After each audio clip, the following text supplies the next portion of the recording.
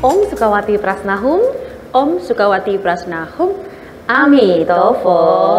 Ya, Suce yang berada di rumah, kembali lagi. Hari ini kita berbincang-bincang di video penjelasan Api Homa dengan saya Suce Natasya, dan bersama kita semua berada di sini Mahaguru Sukawati Prasna, Amitofo Mahaguru. Amitofo Suce Natasya.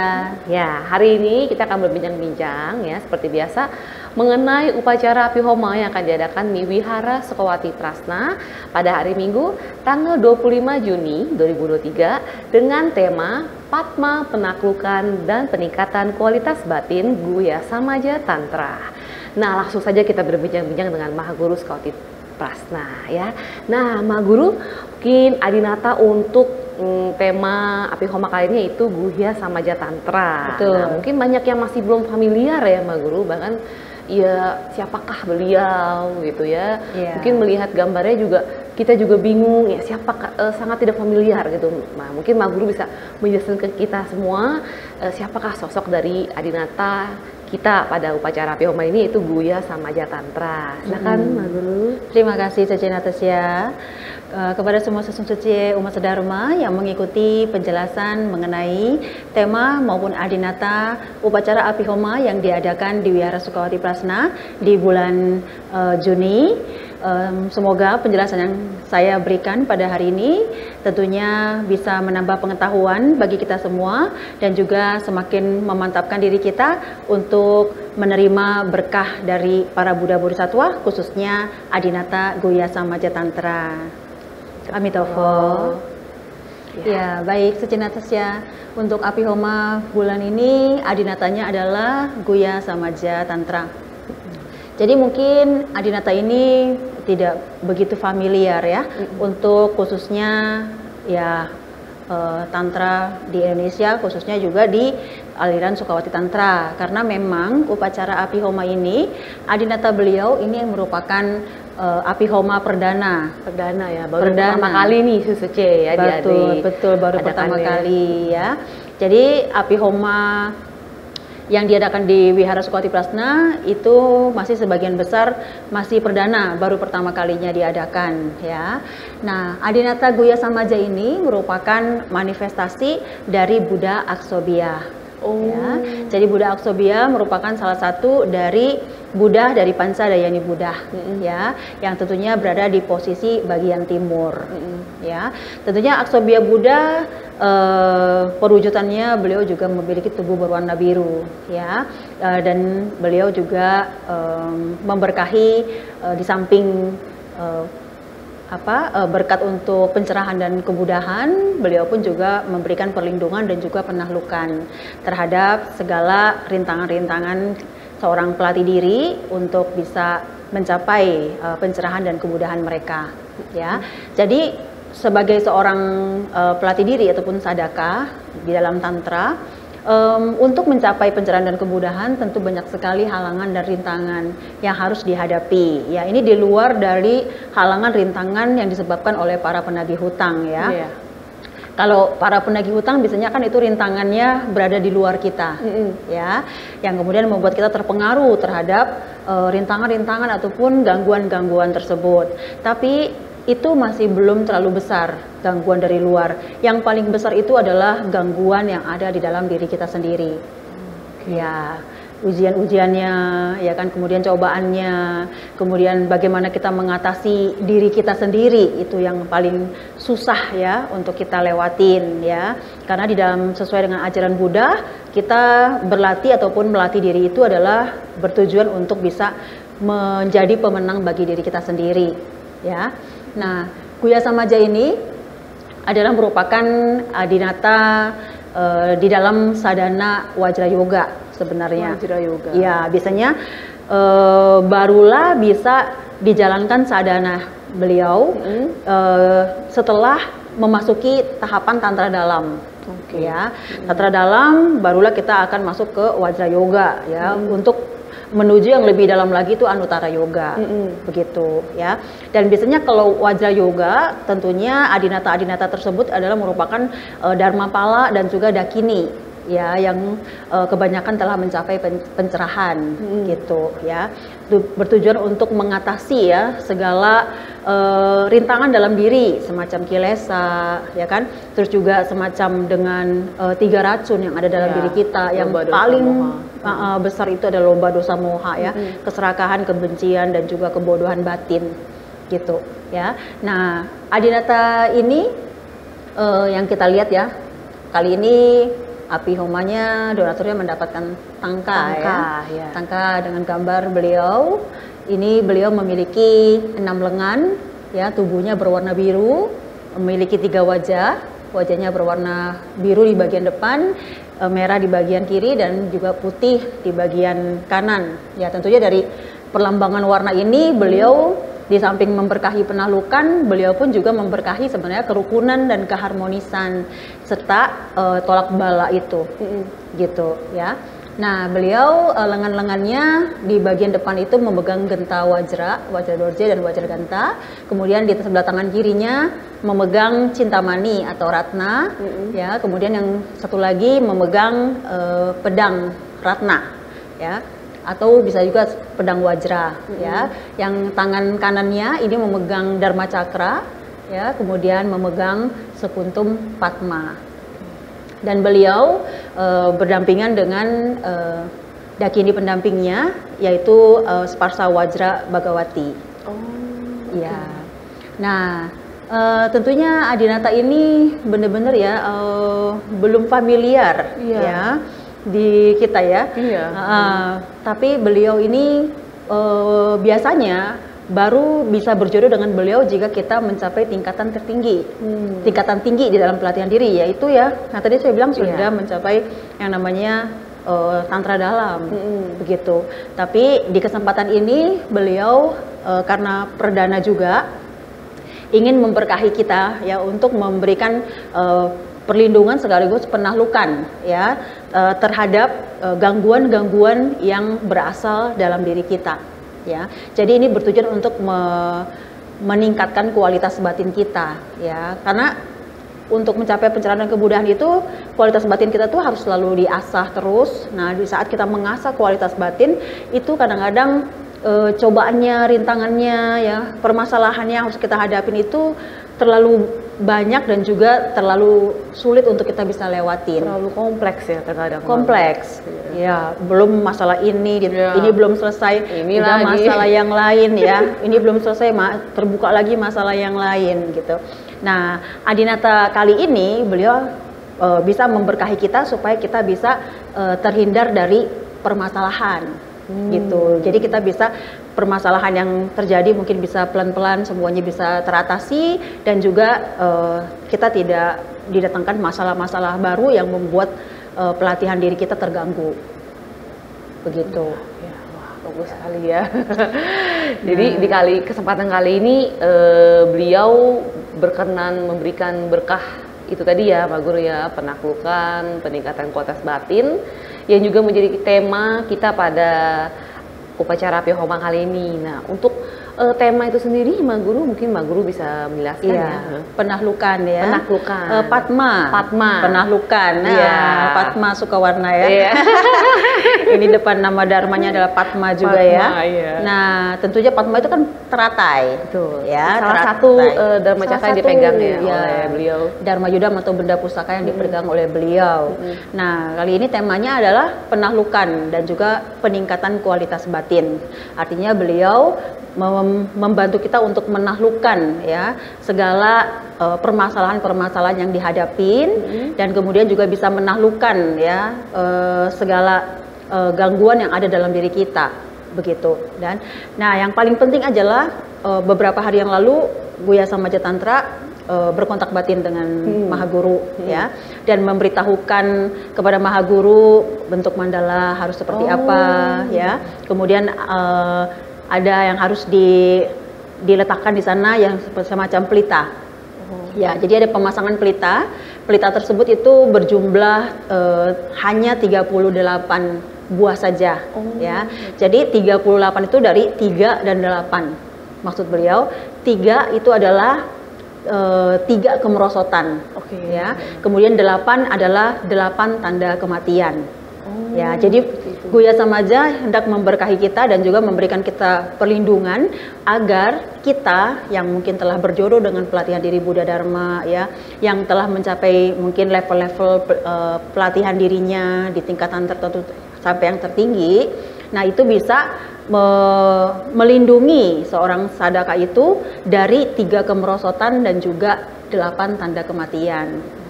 Apa itu dari 3 kemerosotan dan 8 tanda kematian? Ngeri sekali gitu ya. Takut ya. Iya, kalau kita dengar sih mungkin menakutkan ya. Tapi ini merupakan satu berkah yang sangat besar sekali ya buat kita, supaya kita paham sebagai seorang pelatih diri dan tahu sesungguhnya apa yang sedang terjadi dalam diri kita. Kita nggak paham karena kita sudah ada tanda-tanda kematian itu gitu loh. Karena nggak sadar itu ya. Nggak sadar. Jadi tanda kematian itu bukan tanda kematian. Oh berarti kamu sudah mau meninggalkan dunia apa ini? Bukan ya. Itu adalah tanda kematian secara spiritual pelatihan diri kita gitu ya. Jadi 3 kemerosotan itu adalah 1 kemerosotan mental ya. Kemerosotan mental ini berhubungan dengan pikiran kita ya. Jadi kemerosotan mental jika ya kita melatih diri, kemudian kita tidak bisa pikiran selalu mengganggu, mengacaukan diri kita gitu kan. Nah itu kita akan bisa mengalami kemerosotan mental kita yang baik lama-lama jadi merosot gitu. Dan biasanya tuh kalau di itu orang berlatih misalkan bertapa atau apa gitu ya, di saat dia dapat gangguan pikiran ya, kemudian dia jadi gila, bisa menjadi gila gitu kan. Nah ada ya seperti itu gitu. Jadi melenceng lah emang guru ya, karena dari pikiran tersebut itu. Iya, pikiran yang mencoba mengintimidasi dia di saat dia sedang bertapa. Sama seperti kita sedang melatih diri ya, itu pun juga kalau pikiran kita selalu kacau dan lain sebagainya, itu pasti akan mengganggu mental kita. Begitu ya, kita bisa kena mental terus gitu ya. Seperti itu ya. Yang kedua adalah kemerosotan di dalam spiritual. Ya, jadi kemerosotan dalam spiritual itu berhubungan dengan kilesa ya, kekotoran batin yang selalu kita masih pertahankan terus ya, sehingga menyebabkan sedikit demi sedikit kita punya kayak kontak batin gitu ya dengan para Buddha Bodhisattva, terus juga kontak yukta kita itu makin lama makin akan memudar, makin akan bisa menghilang. Bisa memudar dan menghilang. Walaupun sebelumnya itu ibaratnya ya banyak yukta, banyak kontak batin. Tapi seiring dengan terjadi kemerosotan spiritual tuh dia bisa sampai menghilang. Bisa hilang adalah hilangnya kontak batin kita dengan para Buddha Bodhisattva, kontak batin kita dengan para makhluk suci. Dulu Mahaguru sudah pernah mengatakan bahwa seseorang yang mungkin sudah terbangkitkan ataupun dia sudah bisa berkontak batin dengan para Buddha Bodhisattva, itu di saat tertentu jika mereka melenceng atau salah ini, mereka kemampuan itu tidak hilang mungkin ya. Kontak batin itu tidak hilang mendadak mungkin gitu malah. Tidak tiba-tiba besokannya kamu nggak bisa hilang gitu. Enggak ya. Mungkin kamu tetap ada, tapi yang akan berkontak batin dengan kamu itu bukan lagi Buddha Bodhisattva. Gitu. Jadi bukan lagi makhluk suci gitu. Karena ya itu ada yang namanya kemerosotan dalam spiritual kita. Gitu. Ya, sehingga yang berkomunikasi dengan kita itu bisa hantu-hantu jahat, bisa hantu-hantu binatang ya. Kemudian juga bisa mungkin siluman ya, seperti itu begitu ya. Nah itu adalah kemerosotan dalam spiritual. Kemudian yang ketiga itu adalah kemerosotan batin ataupun kemerosotan jana. Ya, artinya di situ kita mengalami kemerosotan di saat kita sudah misalkan waktu melatih diri kita sudah mencapai jana 3 misalkan atau jana 4, itu kita bisa mengalami kemerosotan ke jana 1 gitu kan. Nah, bahkan ketidak jana 1 pun juga nggak bisa gitu. Kita mau meditasi mau masukin jana 1 aja nggak bisa masuk begitu. Nah itu adalah tiga kemerosotan. Sedangkan 8 tanda kematian itu adalah tanda kematian bodhicitta, tanda kematian sahabat, tanda kematian waktu, tanda kematian kondisi, ya, tanda kematian keyakinan, terus tanda kematian sifat sejati, kemudian tanda kematian harapan, satu lagi apa ya? Tanda kematian kebaikan. Wah, ya. Ngeri banget. Iya. Nah, mengenai tanda kematian ini mungkin kita harus mengerti juga ya, supaya kita tahu ya tanda-tanda kematian dalam spiritual itu apa gitu ya, yang berpengaruh kepada diri kita ya. Itu adalah di saat yang biasanya nih kita mungkin dulunya rendah hati ya, baik gitu ya, bersikap baik terhadap orang, rendah hati ya kan, selalu tidak mau menonjol ya gitu ya. Nah, tiba-tiba suatu saat kita menjadi sombong ya, menjadi sombong, menjadi angkuh, menjadi tidak mau mandang orang ya kan, terus mulai merendahkan orang lain gitu kan. Itu adalah merupakan tanda-tanda kematian. Ya mungkin mereka juga tidak sadar ya. Tidak sadar akan hal itu. Biasanya itu pasti kan akan dengan seiring pelatihan diri kita meningkat, kan kita diajarkan untuk seimbang ya, duniawi dan spiritual. Biasanya di saat kita mengalami kemajuan dalam spiritual, kita pun juga bisa mendapatkan berkah dari para dewa gitu kan ya, sehingga kita mungkin mengalami kemajuan-kemajuan dalam hal duniawi misalkan gitu. Yang tadinya mungkin duniawi kita biasa aja ya kan, kita masih rendah hati ya kan, masih welcome, baik semuanya ya gitu ya. Tapi di saat kita mengalami yang namanya jenjang lebih tinggi, diberkahi hal duniawi ya kan, nah kita udah mulai taraf hidup kita sudah mulai meningkat. Ya. Berbeda ya. Nah, meningkat, kemudian kita sudah mulai berubah dengan gaya hidup kita ya. Dan di saat itu yang baru gitu ya. Lifestyle baru ya, kemudian kita udah mulai timbul yang namanya keangkuhan dan kesombongan, mulai memilih-milih teman yang harus setara dan lain sebagainya. Itu merupakan tanda kematian dalam spiritual begitu. Terus kalau misalkan dulu kita lembut ya, terus dulu kita sabar ya, biarpun disakitin kita hanya diam ya kan, biarpun diganggu ya kita terima aja ya kan, nggak apa-apa ya kan. Tapi kemudian suatu hari kemudian kita menjadi orang yang emosian ya kan, emosian, ntar ada salah sedikit marah ya kan, terus ada masalah sedikit aja udah langsung emosi, meledak-ledak gitu kan ya.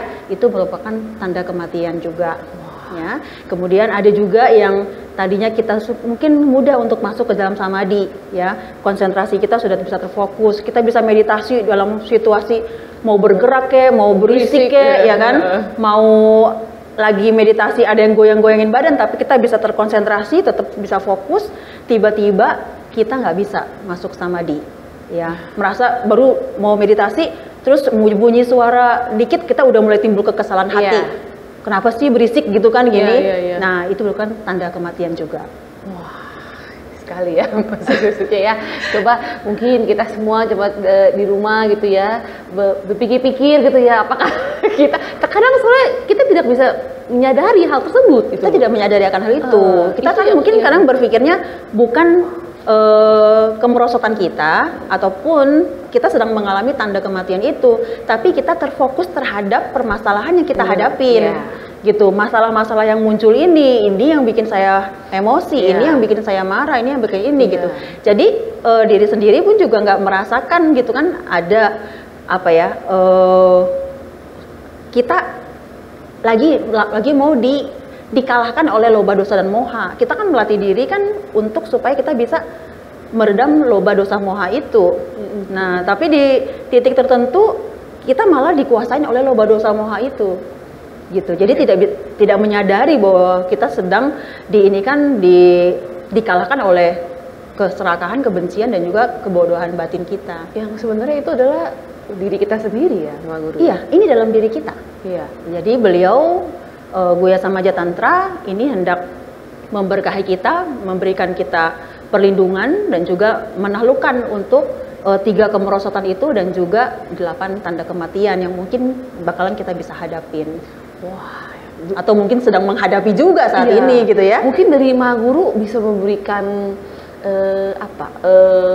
pandangan bagaimana cara kita atau mungkin sesuatu yang berada di rumah nih yang saya saya kayak nggak ngerasa gitu ya. Tapi kok maksudnya bagaimana supaya kita bisa mengetahui gitu Mbak Guru bahwa sebenarnya kita ada Sebenarnya itu sih gitu, mungkin Mbak Guru. kita tahu akan hal itu gitu. Cuma kita tidak mau mengakui aja gitu. Kenapa ya? Kok saya tiba-tiba kayak gini ya? Dulu saya walaupun marah nggak semarah ini gitu. Walaupun saya memang dulunya sebelum melatih diri itu saya memang orangnya emosian, tapi emosian saya tidak setinggi ini gitu, setinggi sekarang. Karena biasanya seorang yang melatih diri itu ya di saat dia sedang menghadapi emosi itu pasti akan intensitasnya lebih tinggi dibandingkan waktu dia sebelum melatih diri begitu ya. Tapi ya kita nggak usah khawatir juga untuk hal itu karena sebenarnya di saat kita sedang menghadapi yang lagi kita ngalamin kemerosotan itu ataupun tanda kematian itu sebenarnya keberhasilan kita sudah di atasnya, di depan itu kita ini bisa kita atasin, kita langsung mencapai yang namanya keberhasilan. Gitu. Seperti itu. Yang penting tergantung bagaimana kita mengatasi diri kita sendiri. Orang kebanyakan maunya mengatasi orang lain, gitu. Gimana cara mengatasi dia ya? Gimana saya harus berhadapan sama dia ya? Gimana saya harus bersikap sama dia? Gimana saya harus bicara sama dia? Itu yang kita pikirkan itu kalau kita lagi bermasalah sama orang lain kan? Benar. Nah, tapi kita harusnya bagaimana untuk saya mengendalikan diri gitu. Ya, nah, jadi, salah satunya yang bisa membantu kita ya adalah beliau. Buya Samaja Tantra. Jadi ya itu ya tadi Suja ya. Berarti kita juga harus introspeksi ke dalam diri juga ya, Mbak Guru melihat ya dalam diri kita seperti apa, atau mungkin seperti yang tadi Mbak Guru jelaskan ya ada perubahan-perubahan dalam diri kita yang ke arah perubahan ini ke arah negatif ya Mbak Guru ya. Iya. Gitu. Lalu itu, kalau ada kan kayak cerita seseorang yang melatih diri ya kan di saat dia bertapa atau di saat dia sedang mengalami sesuatu hal yang menyedihkan atau menyakitkan terus dia langsung timbul kebencian gitu ya. Nah, walaupun dia punya tulang dewa ya kan, dia mungkin berlatih diri ya mungkin untuk mencapai pencerahan dan kemudahan misalkan. Dia dari siluman ya kemudian dia melatih diri mau menjadi dewa. Dia sudah dapat tulang dewanya gitu kan. Sedikit lagi dia bakalan bisa menjadi dewa misalkan gitu ya. Tapi karena dia ngalami yang namanya kebencian itu gitu kan, itu dia bukan jadi dewa malah jadi iblis gitu. Walaupun dia ada tulang dewa itu tuh, walaupun ada tulang dewa itu gitu, ya kan kayak kita punya benih Buddha, body gitu kan, kita kan berlatih diri supaya kita bisa mengasah benih Buddha kita untuk bisa mencapai kemudahan pencerahan itu gitu. Tapi kalau misalkan 3 loba ini mendominasi diri kita, maka kita bisa menjadi iblis itu gitu. Walaupun mungkin ya bakat-bakat itu, tulang-tulang itu sebelumnya ada fondasi kita, tapi itu tidak menjamin untuk ya itu tadi ya bisa mencapai goal ya pencerahan, kemudahan. Iya, paling kekuatannya ya mungkin dia bisa bertambah, bukannya berkurang dia punya kekuatan.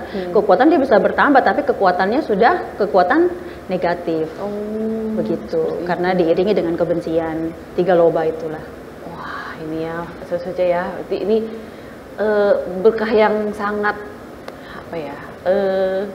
luar biasa dan mungkin belum tentu nanti ke depannya ini bukan satu berkah yang sering-sering terjadi gitu ya gitu ya, karena beliau tuh ya seperti tadi Mbak Guru bilang bahwa biasanya itu baru terkontak itu saat di Vaja Yoga. Betul. Ya, melewati tanda dalam Vaja Yoga. Nah itu mungkin kan tidak semua orang bisa terkontak dengan beliau saat di Raja Yoga tersebut ya, atau mungkin kita masih belum melewati tahapan tersebut, tapi di kesempatan kali ini ya di upacara Api Homa ini beliau berkenan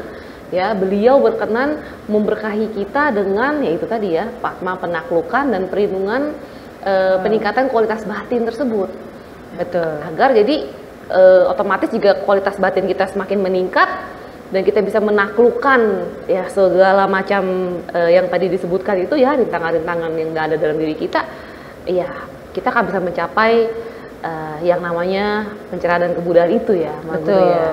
Dan lebih ini lagi adalah kita bisa terlepas dari permasalahan-permasalahan yang kurang baik lah gitu, yang membuat batin kita bergejolak biasanya. Gitu. Ini ya tentu saja ya Jadi bagi Sesece yang ingin menjalin jodoh ya, berkenan ingin menjadi donatur untuk upacara Pihoma kali ini, seperti biasa saya pakai donatur yang pertama ya, donatur upacara Pihoma yang mendapatkan 1 buah tangka, dan juga ini anting, sepasang anting dan kalung ya, yang ada batu Lazuardi, batu biru ya. Lalu sama kalungnya juga ada batu Lazuardi biru, lalu diikat dengan bentuk ya silver teratai atau patma ya. Ini bagus sekali ya, indah sekali. Mungkin nanti bisa dilihat di zoom untuk lebih jelasnya lagi. Nah, lalu untuk donatur kedua mendapatkan kalung dan sepasang anting dengan Patma ini ya. Oke. Ya, dan untuk seperti biasa penulisan formulir, lingpai ataupun kayu homa bisa menghubungi Sece Yang Manin ya, untuk nanti bisa dibantu dituliskan dan didaftarkan dalam partisipasinya untuk upacara kali ini ya. Mungkin sekian itu saja penjelasan upacara Pihoma untuk bulan Juni ini. Ya, terima kasih Ma Guru atas penjelasannya semua ya, untuk kita semua. Jadi kita semua paham dan mengetahui ya siapakah sosok dari Adinatanya, lalu manfaat dari tema upacara Pihoma ini ya, yang manfaatnya itu didapat untuk diri kita ya, sesuatu ya, untuk diri kita. Ini merupakan sebuah kesempatan yang sangat menurut saya langka dan sangat berharga sekali ya. Oke, sekian itu saja. Om Sukawati Prasnahum, Om Sukawati Prasnahum, Ami Tofo.